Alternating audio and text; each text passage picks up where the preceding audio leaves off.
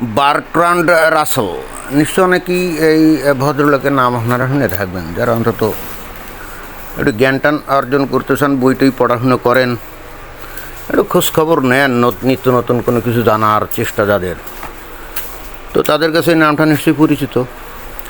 উনি ছিলেন একজন ব্রিটিশ দার্শনিক এবং একই সঙ্গে গণিতবিদ। বিশেষ করে দ্বিতীয় বিশ্বযুদ্ধোত্তর এই ইউরোপীয় সমাজে, বিশেষ করে ব্রিটেনে, ওনার এই দার্শনিক চিন্তার প্রভাব ছিল বিশাল। এতটাই বিশাল ছিল যে উনি যদিও দার্শনিক এবং গণিতবিদ, তারপরও ওনাকে সাহিত্যে নোবেল পুরস্কার দেওয়া হয়েছিল। তো উনি অনেক যুগান্তকারী চিন্তাভাবনা উনি মানব সভ্যতায় উপহার দিয়েছেন। ব্রিটিশ কিন্তু এই ব্যক্তির জন্য ভীষণ গর্ব অহংকার করে থাকে। তো উনি একটা খুবই গুরুত্বপূর্ণ কথা বলছেন, যেটা আমার মনে হয় যে বাংলাদেশের বা বাঙালি দর্শক শ্রোতাদের শোনা উচিত, যারা নাকি কিছুটা হলেও জ্ঞানবিদ্যা চর্চা করার ব্যাপারে আগ্রহী। উনি বলেছেন যে মানুষ ঈশ্বরকে তৈরি করেছে তার নিজের প্রয়োজনে, এই যে কথাটা, তাই না? অর্থাৎ উনি বলতে চাইলেন যে ঈশ্বর আসলে মানুষকে সৃষ্টি করেনি, মানুষই তার প্রয়োজনে ঈশ্বরকে সৃষ্টি করছে। দুর্দান্ত কথা, তাই না? বৈপ্লবিক কথা। যারা নাকি মুমিন মুসলমান, তৌহিদি জনতা, তারা নিশ্চয়ই এটা পছন্দ করলো না। এখন তারা পছন্দ করুক আর না করুক, তাতে তো আর কিছু যায় না। ব্রিটেনের উদার সমাজ, সেখানে এই ধরনের মত প্রকাশ যে কেউই করতে পারে। তারপর উনি বলছেন যে সব ধর্মই আসলে মানুষের অজ্ঞতা এবং ভয়ের ওপর ভিত্তি করে তৈরি। বার্ট্রান্ড রাসেল, দার্শনিক ও গণিতবিদ, এই দুইটার সমন্বয় খুব জটিল সমন্বয়। কিন্তু একজন মানুষ যখন দার্শনিক হয়, নর্মালি দেখা যায় যে গণিতবিদ্যা তার কিন্তু পারদর্শিতা তেমন থাকে না, কারণ দুটি সম্পূর্ণ ভিন্ন জিনিস। দার্শনিক চিন্তাভাবনা বা দর্শন চিন্তাভাবনা, এগুলো তো মনে করেন যে গভীরে চিন্তাভাবনা করে, তাই না? অনেক কিছু নিয়ে চিন্তাভাবনা করে, মানব সমাজ সভ্যতা এগুলো নিয়ে চিন্তাভাবনা করে, মানুষের কীভাবে সভ্যতার বিকাশ টিকাশ ঘটলো ইত্যাদি, ভালো মন্দ সব কিছু নিয়ে সমাজ চিন্তা, প্রগতিশীলতার চিন্তা ইত্যাদি অনেক কিছু করে। এদের নর্মালি গণিত বিষয়ে তেমন দক্ষতা থাকে না। বার্ট্রান্ড রাসেল যুগপৎভাবে উনি একজন দার্শনিক ছিলেন এবং একই সঙ্গে একজন গণিতবিদ ছিলেন, যেটা নাকি খুব রেয়ার একটা কম্বিনেশন। অতএব উনি ফালতু কথা বলবেন, যার নাকি গণিতে ভালো জ্ঞান আছে, তার তো অবশ্যই তাহলে বিজ্ঞান বিষয়ে তার ভালো জ্ঞান থাকবে, এটাই তো স্বাভাবিক নাকি?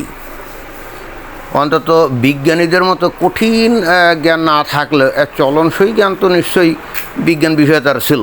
তাহলে ওনার যে দার্শনিক চিন্তাভাবনাগুলো কমপ্লিটলি বৈজ্ঞানিক তত্ত্বপাত্রের ভিত্তিতেই, এবং সেই হেতুই কিন্তু তিনি এই মন্তব্যগুলো করছেন। যেমন, মানুষ ঈশ্বরকে তৈরি করেছে তার নিজের প্রয়োজনে, কথাটা কি ঠিক না? আসলেই তো কথা ঠিক। যারা আপনারা একটু পড়াশুনো করেন, জ্ঞান অর্জন করেন, প্রাগৈতিহাসিক আমল থেকে মানুষের যে সভ্যতার বিকাশ কীভাবে ঘটলো, এবং বিভিন্ন গুহা চিত্রে বিভিন্ন জায়গায়, সে আজকের থেকে মনে করেন যে 15-20 হাজার বছর আগেকার মানুষ বিভিন্ন জায়গায় যে বসতি ঘটছিল, যেগুলো চিহ্ন খুঁজে পাওয়া যায়, তো সেখানকার প্রত্নতাত্ত্বিক নিদর্শনগুলো যদি বিশ্লেষণ করা হয়, তাহলে কথাটা তো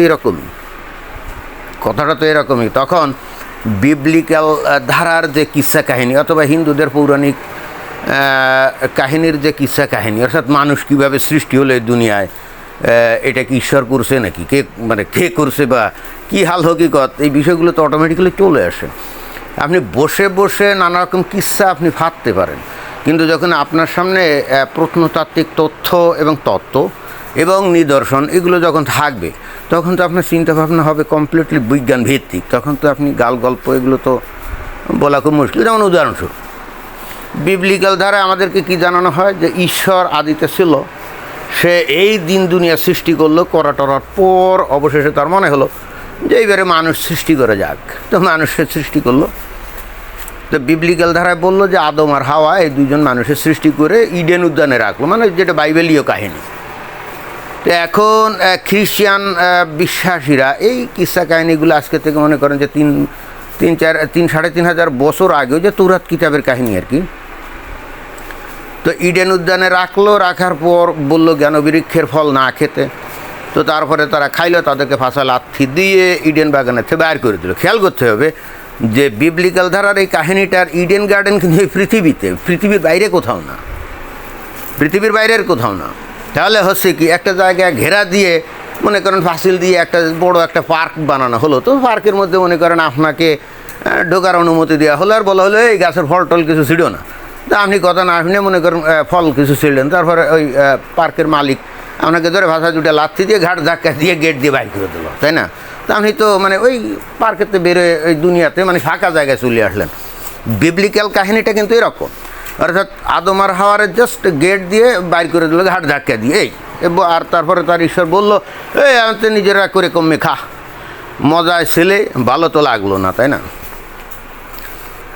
কাহিনীটা কিন্তু এরকম। বাট ইন্টারেস্টিং ব্যাপার হলো যে এই বিবলিক্যাল ধারার কাহিনী অবলম্বনে মানে আব্রাহামিক রিলিজিয়নের ধারা মুসলমানরা দাবি করে, তাদের ইসলাম হলো আব্রাহামিক রিলিজিয়ন, রাইট?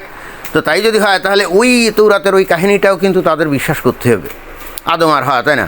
কিন্তু মুশকিলটা হচ্ছে ইসলাম যারা রচনা করছিল, মানে ইসলামের পতন যখন ঘটছে আজকে থেকে সেই 1400 বছর আগে, ওখানে যে লোকগুলো এই ইসলামের ধারা কাহিনীগুলো যখন এই কোরআনের বাণীর নামে যখন তারা সংকলন করতেছিল, তারা ছিল তো ভীষণ অশিক্ষিত, মানে লেখাপড়াটা জানতো না, এবং তারা ওই বাইবেলের কাহিনীটা ভাষা জানতো, মানে কাহিনীটা পুরোপুরি জানতো না। যেমন উদাহরণস্বরূপ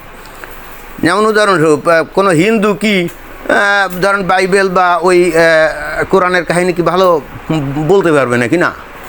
আবার কোনো মুসলমান কি ভালো ওই হিন্দুদের রামায়ণ বা মহাভারতের কাহিনী কি অ্যাকুরেটলি মানে সব জায়গায় একেবারে নিখুঁতভাবে বলতে পারবে না, ভাষা বলতে পারবে, তাই না?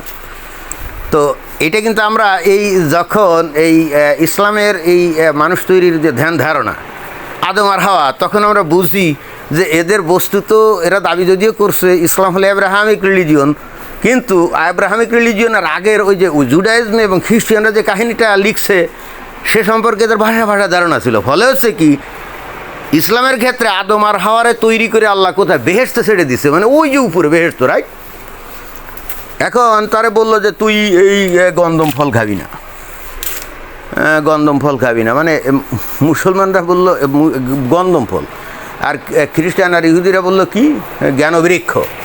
তো ঠিক আছে, আদম আর হাওয়া গন্ধম ফল খাইলো, খাওয়ার পরে ফেরেশতা ধরে পাছায় লাথি দিয়ে তারপরে আল্লাহও ঘাট ধাক্কা দিয়ে কি ওখান থেকে বাইর করে দিল। দেখেন এই বেহেশত এটা কিন্তু পৃথিবীর উপরে না, মানে কাহিনীটা যে ভাষা এরা শুনছে, পুরো আসলে না জেনে কাহিনীটা লিখছে, তা বোঝা যায় এখান থেকে যে এখন দেখেন একটা বিশাল জটিল সমস্যা হলো না, সেই বেহেশত ছিল, তাই না?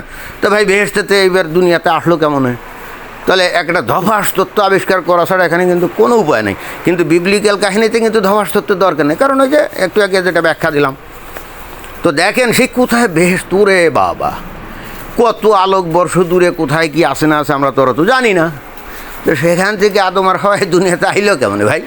রকেটে করে নাকি কোন যানবাহনে করে? যাই হোক, অন্তত রকেট অথবা অন্য কোনো যানবাহনে আসছিল এরকম তো কোনো বর্ণনা আমরা কোরআন হাদিস কোথাও আমরা যেহেতু দেখি না, তাহলে ওই ধপাস করে আল্লাহ তাদেরকে ধাক্কা মেরে পৃথিবীতে ছুঁড়ে ফেলছিল, তাই না?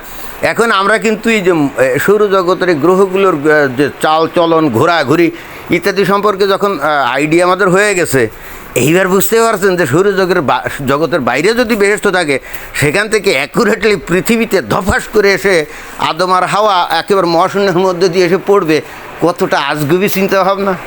কিন্তু এইগুলো ওই 1450 মানে 1400 বছর আগে যারা ইসলামের কাহিনীগুলো লেখছিল তারা হলে বোঝে নাই, তারা কিন্তু বাইবেলীয় কাহিনীটা ভালো করে পড়ে নাই। পড়বে কি, লেখাপড়াই তো জানতো না, শুনে মনে করেন ওই শুনে সেটাই এই ইসলামের মধ্যে ঢুকিয়েছে। এবং এই জন্যে এই তত্ত্বটাকে আমি অবশ্য একটা নামকরণ করেছি ধপাস তত্ত্ব। এই ধপাস তত্ত্বের জনক আমিও, মানে আমি ধপাস তত্ত্ব নামটা দিলাম, কিছুতে একটা আবিষ্কার করা লাগে নাকি। তো বার্ট্রান্ড রাসেলের কথা বলতে গিয়ে এতগুলো কথা কেন বললাম জানেন? এই কারণে বললাম যে দেখেন এই সমস্ত ধর্মগুলো মানুষকে কিভাবে প্রভাবিত করছে এবং কাদের মধ্যে এগুলো প্রভাবিত করা গেছে। মানুষ যখন ছিল মূর্খ, মানুষ যখন স্কুল কলেজে পড়াশোনা করতো না, প্রাতিষ্ঠানিক লেখাপড়া ছিল না, হাজারে একজন মানুষের নাম দস্তখত জানতো না, সবাই ছিল মূর্খ, তাই না, ইগনোরান্ট। এবং সেটাই তো স্বাভাবিক, কারণ তখন যেহেতু শিক্ষার এত প্রসার ছিল না, তাহলে এই ধরনের লোকজনদের কাছে এই কিস্সা কাহিনীগুলো বললে তারা কিন্তু এগুলি বিশ্বাস করতো।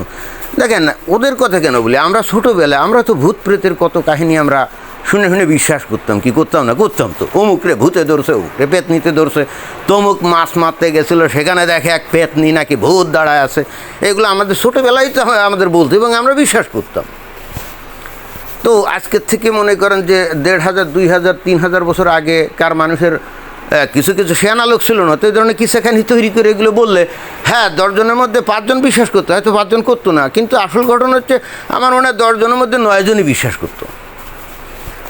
তো বার্ট্রান্ড রাসেল কিন্তু বলছে যে এই ধর্মটা মানুষের প্রয়োজনে তৈরি করছে, কথাটা রাইট। অর্থাৎ তখন এই আজকে থেকে মনে করেন 2000, 3000, 4000 বছর আগে মানুষের সমাজ প্রতিষ্ঠা করার জন্য, অর্থাৎ একত্রে থাকার জন্যে তাদের কিছু বিশ্বাস দরকার ছিল, এবং এই বিশ্বাসের কারণে বস্তু ধর্মের আবির্ভাব এবং এই কিস্সা কাহিনীগুলোর আবির্ভাব। অর্থাৎ এই ধর্ম একসময় মানুষকে একত্রিত রাখত। এই অর্থাৎ মানব সভ্যতার বিকাশের জন্যে একটা সময় ধর্মের একটা ব্যাপক গুরুত্ব ছিল। অর্থাৎ ধর্মই মানুষদেরকে একত্রিত থাকতে অনুপ্রাণিত করতো, এবং যে কারণে পরবর্তীতে কিন্তু মানব সভ্যতার পতন ঘটে, আদারওয়াইজ কিন্তু ঘটতো না। ওই এখনও আমরা তাহলে ওই বনের বাঘ সিংহের মতো বা শিয়াল কুত্তার মতো ওই রকমভাবেই আমাদের থাকতে হতো। এই ধর্মীয় কিস্সা কাহিনী আবিষ্কার করছিল, ধর্ম নামক একটা বিষয় তারা তৈরি করছিল বলে মানুষ একত্রিত হয়েছিল। আর যখনই একত্রিত হয়েছিল তখন সমাজের নানা প্রয়োজনে নানা সময় নানা কিছু আবিষ্কার করা শুরু হয়, শাসন ব্যবস্থা শুরু হয়, গোত্রপতি শুরু হয়, পরে রাজা সিস্টেম শুরু হয়, এরপরে সম্রাট সিস্টেম শুরু হয়, তারপরে সাম্রাজ্য সিস্টেম শুরু হয়। এভাবেই কিন্তু চলে আসছে ঘটনা কিন্তু এরকম। যদি আপনারা সত্যিকার অর্থে উদার মন এবং নিরপেক্ষ মন নিয়ে যদি আপনারা এই মানব সভ্যতার অভ্যুদয় কীভাবে ঘটছিল এবং সেই সভ্যতায় ধর্মের আবির্ভাব কীভাবে হলো, বিষয়গুলো নিয়ে একটু চিন্তা যদি করেন আর এ সম্পর্কিত একটু পড়াশোনা করলে দেখবেন যে আমি যা বললাম ঘটনা কিন্তু তাই। এখন আমি কোথা থেকে জানলাম? আমিও তো আসলে এইসব বার্ট্রান্ড রাসেল টাসেল এই ধরনের লোকজন, জ্যাক রুশো, এদের লেখা পড়ি তো আমিও জানছি, তাই না? আমি তো আর সব কিছু আবিষ্কার করিনি, আমি ওই আবিষ্কারের মধ্যে ধপাস তত্ত্বটা আবিষ্কার করছি, এটুকু আমার অবদান। এখন আপনারা কি মনে করেন? আমি তো আর কিছু জানি না। ধন্যবাদ।